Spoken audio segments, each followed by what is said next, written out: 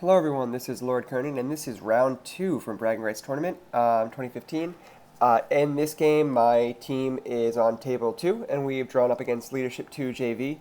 And after the pairings, this sees me up against Vampire Counts, which I was pretty excited about this list. He's got a really cool list, but it's also a list that I think I can do pretty well against, given the fact that I have a, Wrath of Cord Bloodthirster. So, without further ado, let's jump into it. Here is my list if you haven't seen it before. And here is my opponent's list. So he's got a double blunderbuss Vampire Counts list mixed with an MSU sort of army. So he's got his first Vampire Lord is his general. He's level 1 Lord Vampires. He's got 2 up with a 4 up ward, Quick Blood Red Fury, Ogre Blade, on a Nightmare. Right. What'd you expect? He's got a 1 up save. The other one is a level 3 Lore Vampires with Sword of Might, Night Shroud, Talisman of Endurance, Quick Blood Fury, Summon Creatures of the Night, and a Hellsteed. He's also got a level 1 Necro with a Scroll Caddy. He then has MSU Core, basically 20 zombies, 25 zombies, 24 skeletons, 23 skeletons, 2x10 Direwolves.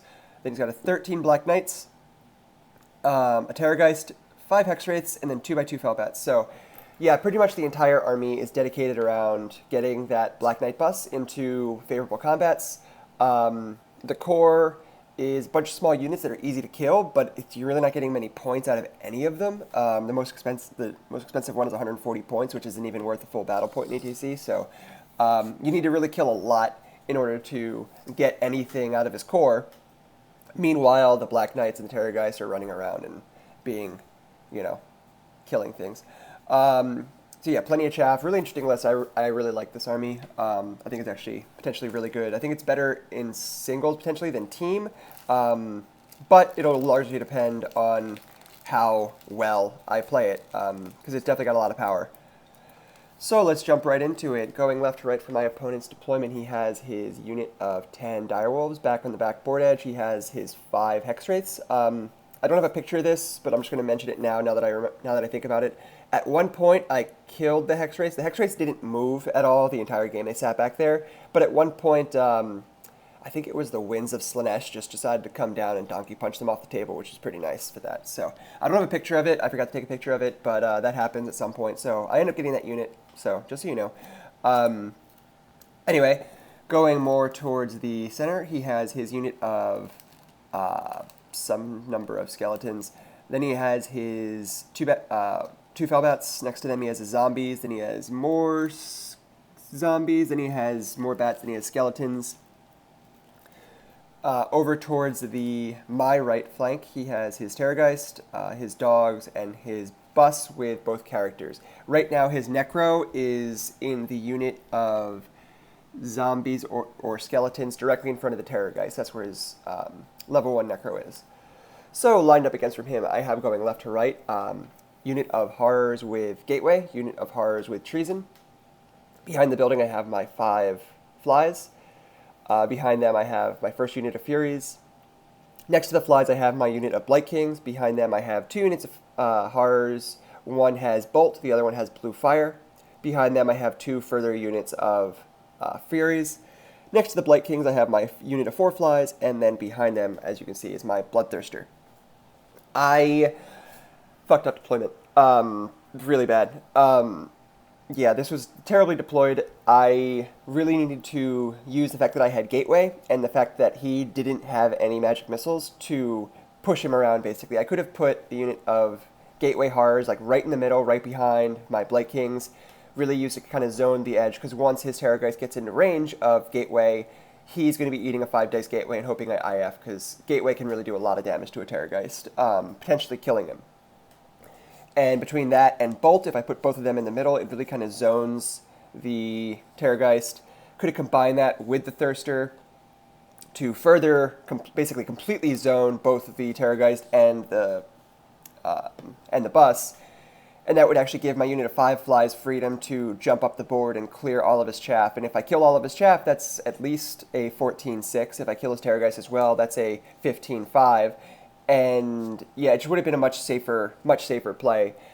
and it would have really kind of put pressure on him to try to get points. And once he's trying to get points in a later stages of the game, he's making mistakes. I didn't do that, as you can see. I put Gateway out of the way. I put Bolt in the middle. And yeah, it just really, really poor deployment. But anyway, see how it goes. So yeah, here's just closer pictures. You can see Gateway right there behind the building. You see identified by my unit fillers. And then over here. Right, so I won the roll-up for first turn, so at least that's nice. I started by moving up. Gateway started moving over towards his Terrorgeist because I realized that I messed up. The Flies hop over the building and start moving up towards his core. The Furies are advancing as well to kind of get into chaff position. Blight Kings are wheeling to face. Bloodthirster's kind of right there. I had him angled like that. Basically, the idea was I am thinking that he probably wants to avoid combat with my Thirster. So angling him like that, he is probably going to go around the inside of the building towards my Blight Kings, which is what I want him to do. Then I have all my units of Furies that I can use to zone him, and I can get my Bloodthirster into range. Basically, I want to try to force his bus into the center, and I use the angle of my Bloodthirster as a threat to kind of force him there. Hopefully, he'll stay out of my Frenzy range, but we'll see what happens. So yeah, we go to Magic Phase. I end up killing his unit of Bats with a combination of Bolt of Change and Blue Fire. I chipped off a couple wounds with Bolt of Change and then Blue Fire. Finished it off the last wound or two. So, Vampire Count's turn 1. I didn't have a picture of this. I was a little anxious. It was, kind of an important game. And so yeah, he moves up. Really aggressively, actually. His Terrorgeist jumps behind the hill. His bus moves up to right on top of the hill, which I don't have a picture of. But it's far enough forward where it's basically kind of daring me to charge, and my Bloodthirster's right there, and he's inside my Frenzy range. So this is where I realized I made a huge mistake with my movement. But anyway, too late to do anything about it now. In terms of magic, really nothing happened. He really didn't move the rest of his army. He might have scooted them forward like an inch or two. The zombies that were behind the hill moved up onto the hill on the left. Otherwise, not much happened. Magic didn't happen. Terrorgeist was out of range. So we jump right into Daemons turn 2, and I charged. My reasoning for charge, once he was in my Frenzy range, I had to test for my Thirster, right? If my Thirster goes in alone, he's dead, guaranteed. So I didn't want to do that. So, I mean, it's a big risk. Leadership 9 is very failable. So I was like, all right, well, I don't want to bet the game on me passing a Leadership 9 test. If I charge in with the Flies and the Thirster, it's possible that I do enough damage to kill him. That was the thought anyway. So we're going to see how that plays out. Otherwise, things move up. The Furies move over to chaff the Terrorgeist, hoping that if I maybe kill his general, then his Terrorgeist cannot march, and he'll be severely decreased efficacy when it comes to Screaming next turn. Otherwise, my Blight Kings and my Flies move over towards the center. My Gateway Horrors continue the long, slow trek towards the other board edge. Bolt of Change moved up as well. And we go to combat, and yeah, it does not go well. My Bloodthirster whiffs.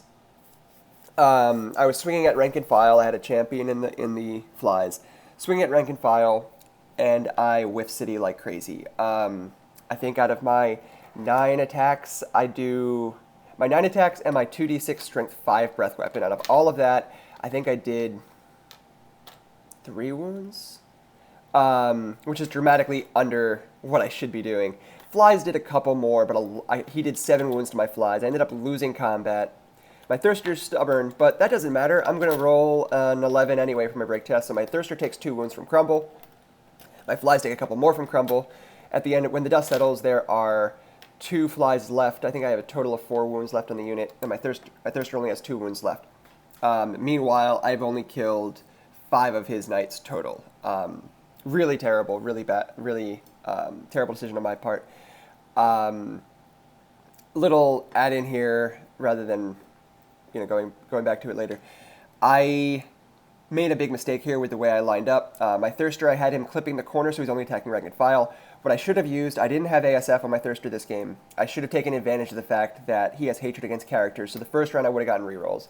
If I had shifted over 1 model, so it's not changing maximization, all it does is changes it so my Bloodthirster can attack his general, then I would have hatred at strength 9 on the first round against his 1-up, 4-up, If I direct all my 9 attacks at him, very good chance of killing his general. And then he's got to take crumble tests. His Terrorgeist is going to crumble then, and also from that point on, his Terrorgeist cannot march, period.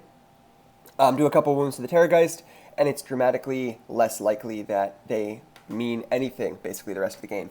So that's what I should have done. It was a terrible job lining up. I shouldn't have attacked the rank and file. I should have swung away at his general that didn't have Night Shroud. But live and learn. Big mistake there. Vampire Count's turn 2. And yeah, he just moved up his dogs to chaff my Blight King, so they can't come in charging for the rescue against his knights, which, fair enough. And yeah, so screaming, his Terrorgeist jumps over my Furies. He screams at my general. He kills the Bloodthirster. And then in combat, he is able to mop up the rest of the flies. Insult to injury, he got off an invocation and brought back a couple of his Black Knights. So completely huge mistake, game-breaking mistake by making that charge and lining up improperly. So we go to Daemons turn 3, and yeah, I'm bleeding, I'm battered at this point, so I'm just going to try to see what I can do. I charge my Blight Kings into chat, just trying to clear them. I move them up to the zombies. This was also a huge mistake. I should not have moved them up in such a position where he can just charge into the Furies and then overrun into my flies. This is a terrible, terrible idea.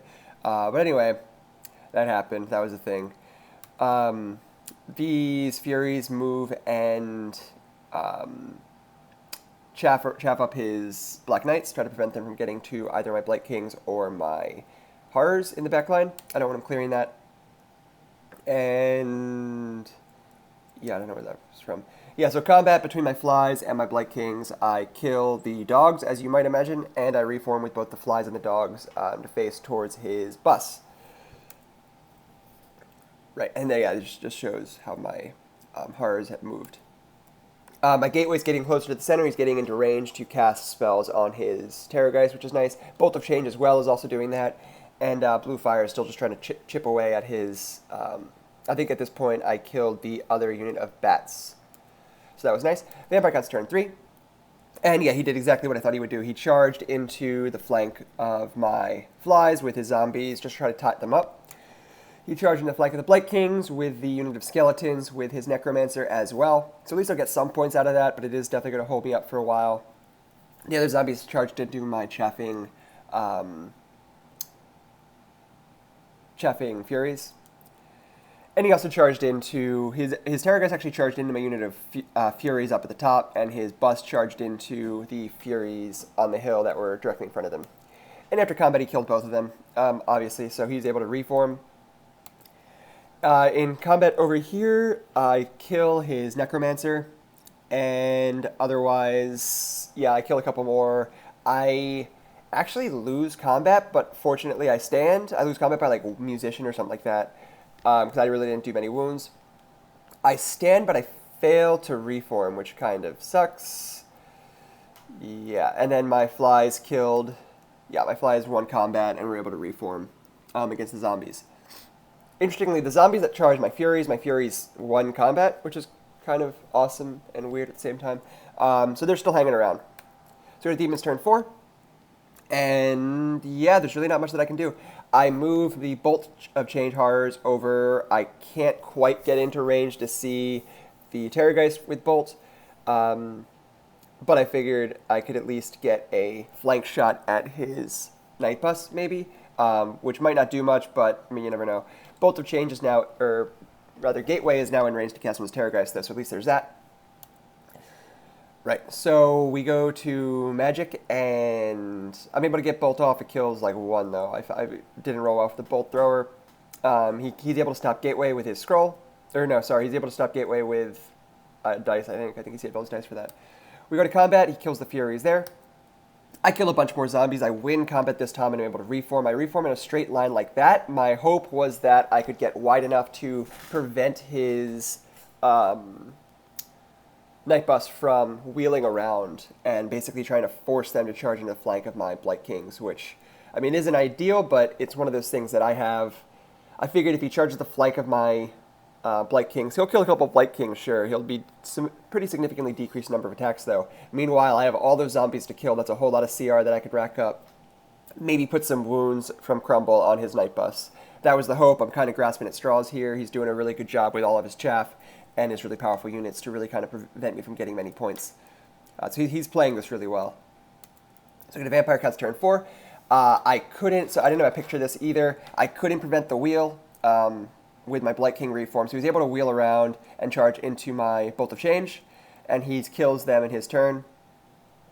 Right.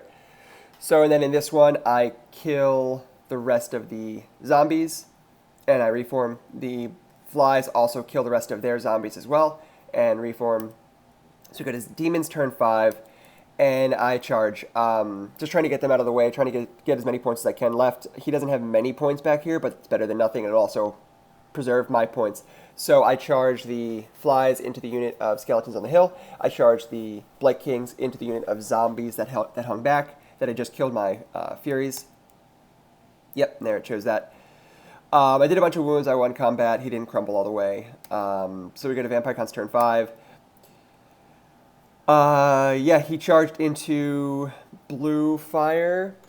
Yeah, something like that. And yeah, his bats are still kicking around.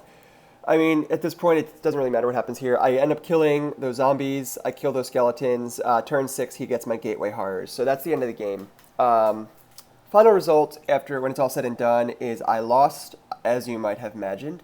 I lost 17-3. My opponent played this really well. He outplayed me like crazy. I made big mistakes in deployment phase.